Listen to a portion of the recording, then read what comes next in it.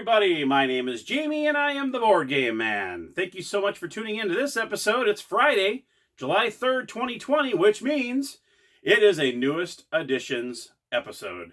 Last week I had 8. This week I have 9 games to show you this week, and I spread the love all over the place. I hit Goodwill, I had a couple of estate sales, I actually had a Let Go, and I actually had a Facebook Marketplace from a lady that I actually bought this one here, the Walt Disney Mastermind, probably a couple months ago. And she hit me up out of the blue and said, hey, I just want to let you know I finally got into my mother's attic, pulled out one of the tubs, and there's some games in there, some old games. Are you interested in any of them? I'll send you pictures. And I said, sure. She sends me all the pictures. I end up buying 4 from her. So that's 4 of the 9 that I got this week just from out of the blue, her hitting me up. So I thought that was really appreciative. And then at the very end, she said, by the way, there might be another tub up there.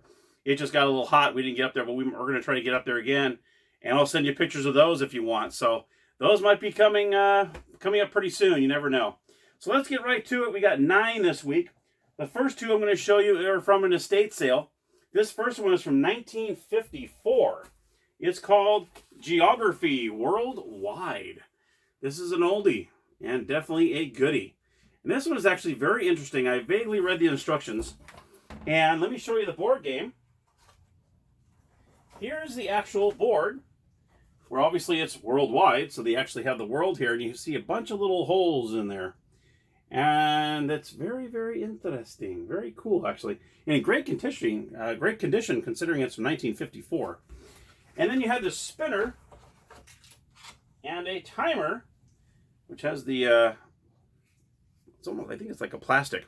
But anyway, it has a 45-second timer, and then you have this little spinner, which is a very interesting looking spinner. And what you do, it's a 2 to 4 player game. And how this works is each player decides which color they want to be, red or black. And what you do is you spin the spinner. Whatever lands on, whether it's red or black, you're going to try to fill in as many of these spots as you can, starting with that letter that you spun. So I thought that's pretty interesting. So if I were to spin, say I was, let me show you this. So say I was black and I spun S, I would look for I'd have 45 seconds to find as many countries that start with the letter S and start filling them in with these little red marks, which is almost like red toothpicks, which are very similar to another game I'll be showing you later. And you just put as many as you can while the timer is going 45 seconds. So I thought I was like, whoa, that's kind of bizarre. So that's interesting. So anyway, so that is Geography Worldwide. And that is the very first game of 9 that I got this week. Oh, make sure I put the spinner back in there. Spinner's kind of cool. I mean, it spins really, really good too, considering it's 60 years old and not bent up, and it actually does spin. So that actually makes it nice. Okay, I'm gonna put this right here. The next game I got, I guess I was in the mood for World, I guess. The Wide World Travel Game. This one is actually from 1957. And let me show you the board on this. Now, this one's actually a board.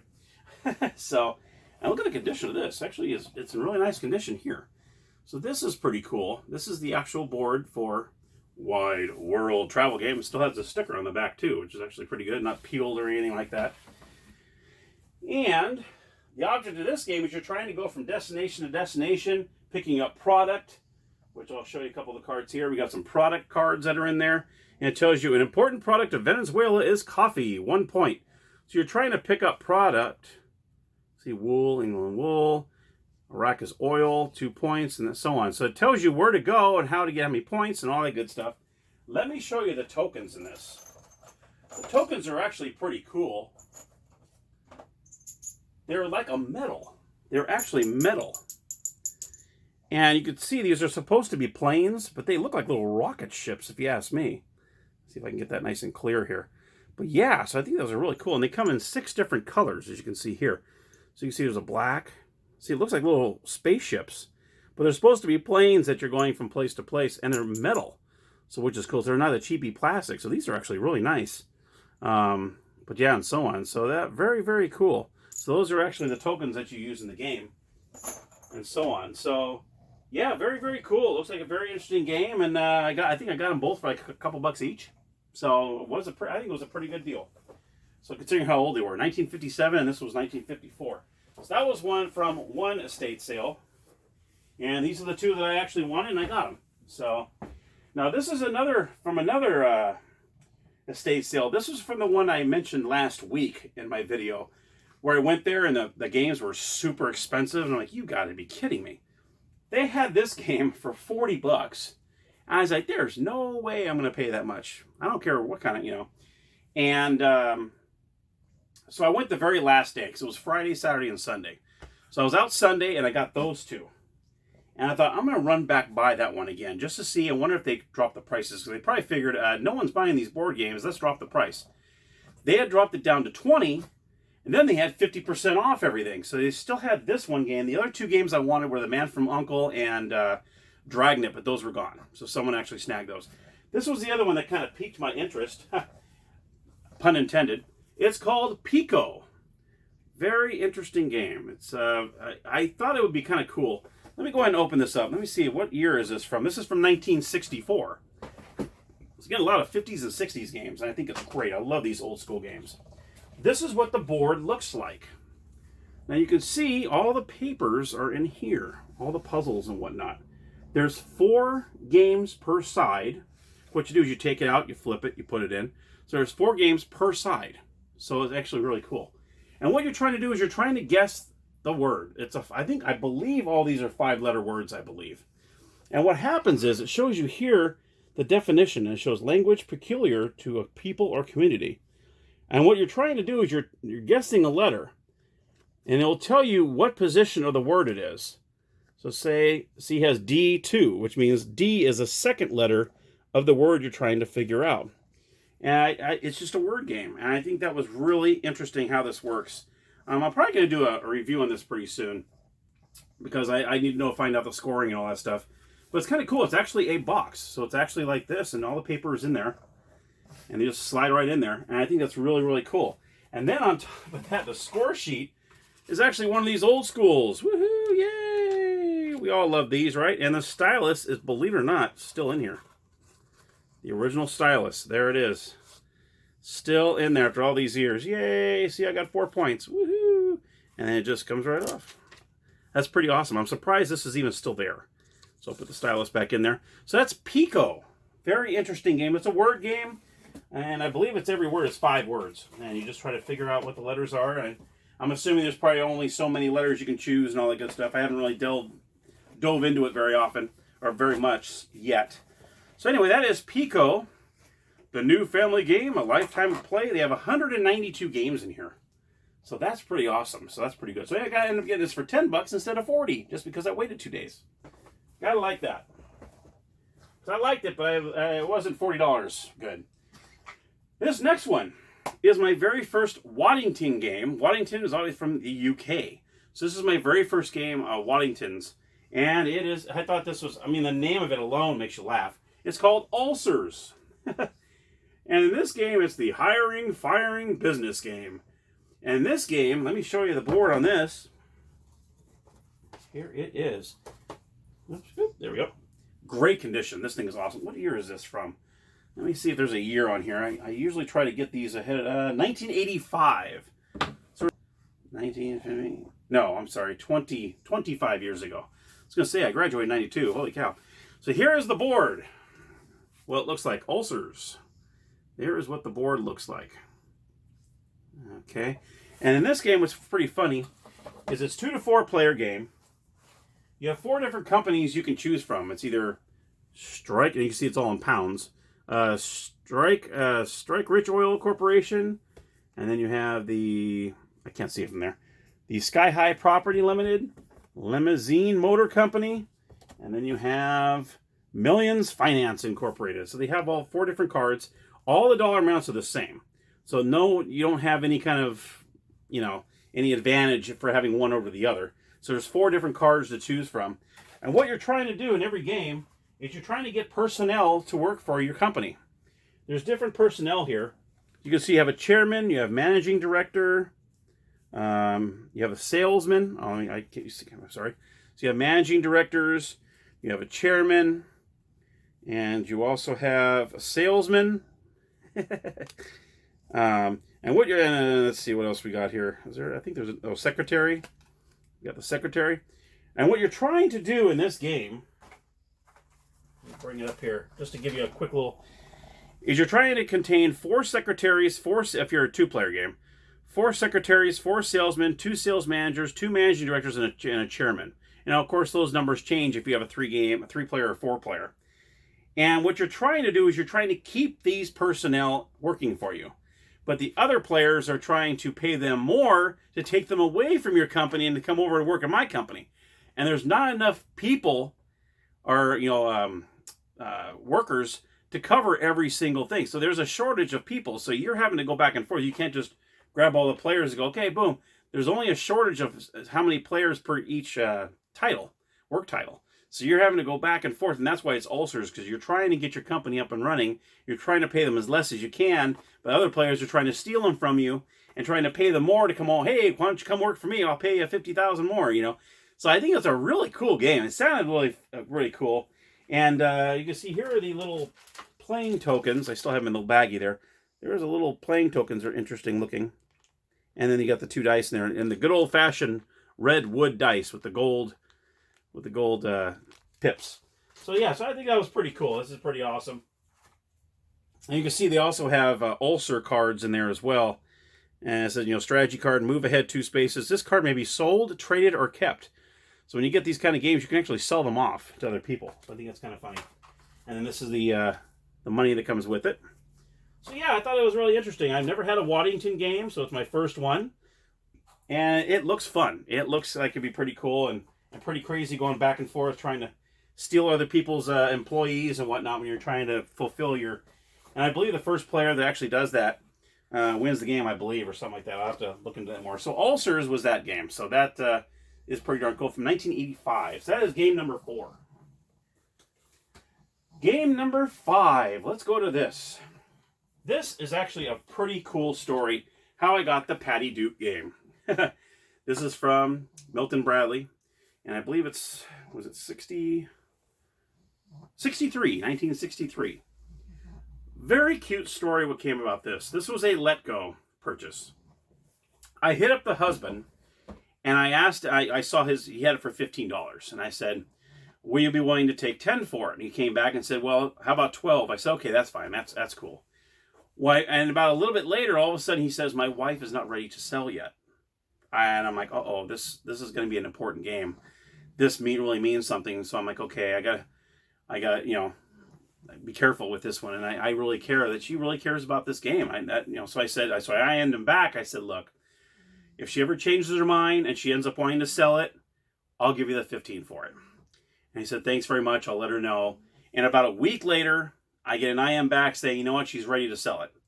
And so I said, that's great. He gave me her cell number, said just text her when you're on your way. So the next day I made my way over there and introduced myself. And as I took the game, I looked at her straight in the eyes. I go, this game is in good hands.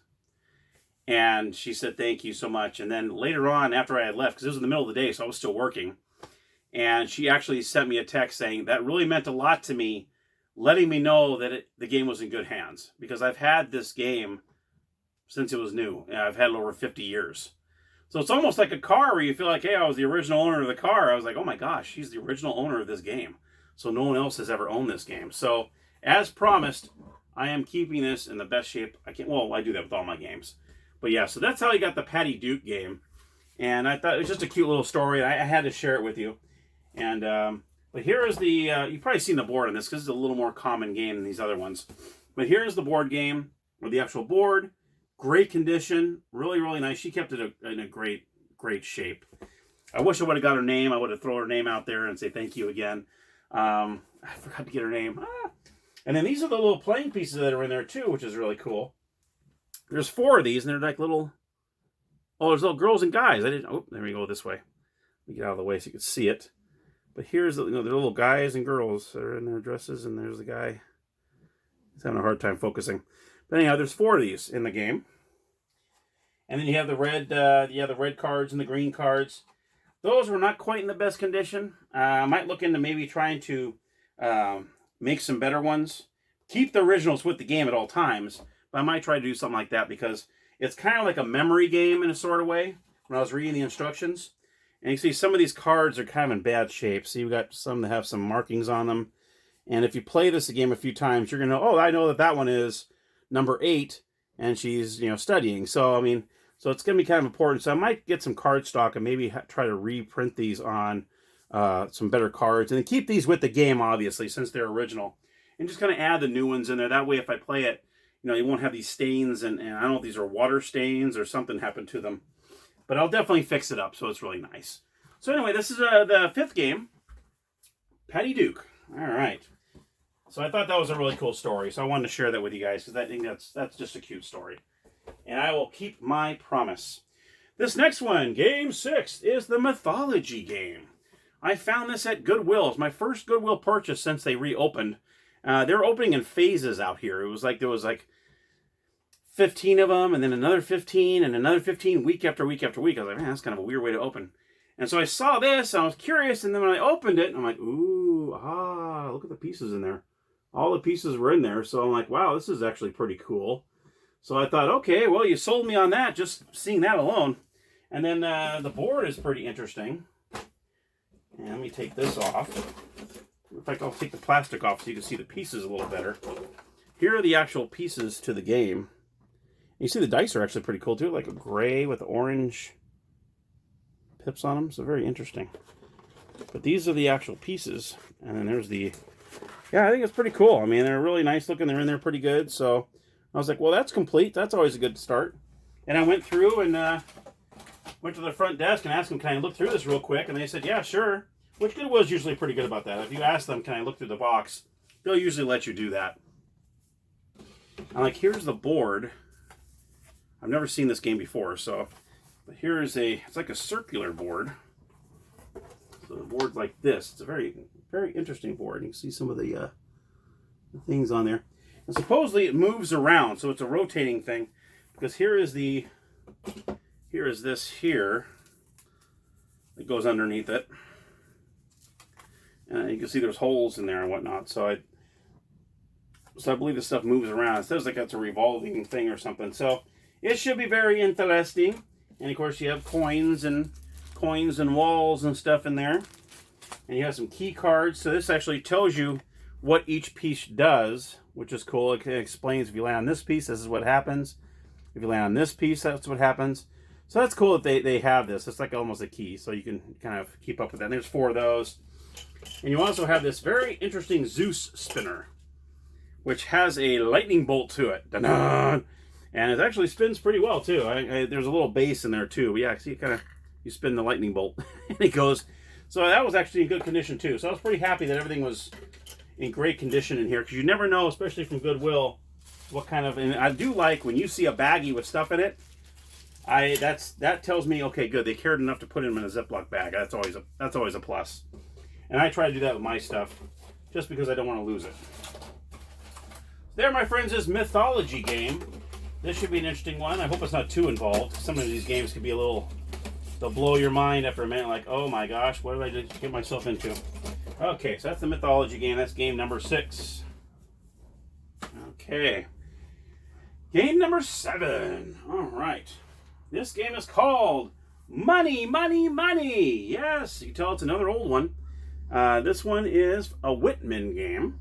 And what's interesting is they actually have the contents on the outside of the box. Very interesting. I usually don't see that very often.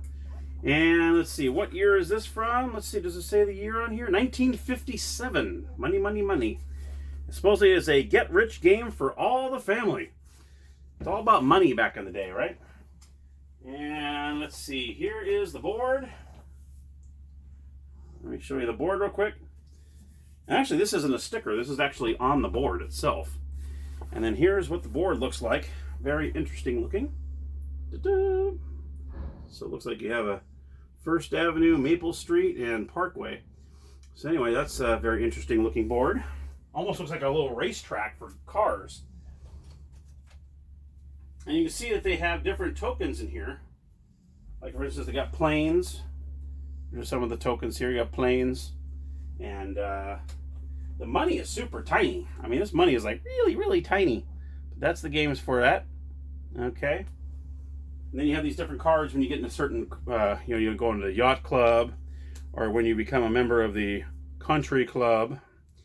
And then you have your insurance policies. So it should be a very interesting game. Oh, stock certificates. Looks like you got some stock certificates in here too. So it should be a pretty cool little game. It's definitely different. And it has the old, I love these dice. I love the red wood dice. I love the red wood dice. So you got 2 of those in there as well. So it was complete. And they actually still had the punch out, believe it or not. So I was kind of shocked on that. So anyhow, so that is Money, Money, Money from 1957. Go ahead and box this up. Put that away. All right, and then here's one that I just did a review on yesterday, as a matter of fact. And so if you missed that, I did this review on this game yesterday. Get That License. Yes, this is from 1955. And this was actually pretty cool. I learned how to play this last night. I did a review on it last night. It was episode number 65. And just in case you have not seen the review, this is what the board looks like here. You're traveling among the United States.